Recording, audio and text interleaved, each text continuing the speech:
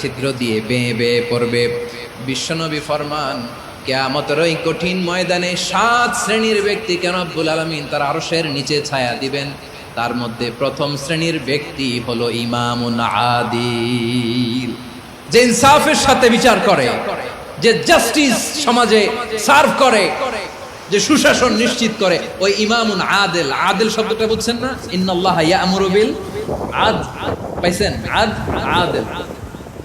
7 শ্রেণীর ব্যক্তিকে আল্লাহ তাআলা সুশীতল আরশের নিচে ছায়া দিবেন, যেদিন তার দেয়া ছায়া ছাড়া কোনো ছায়া থাকবে না। এর প্রথম হচ্ছে ইমামুন আদিল, ন্যায়পরায়ণ শাসক। চিল্লায় বলেন সুবহানাল্লাহ।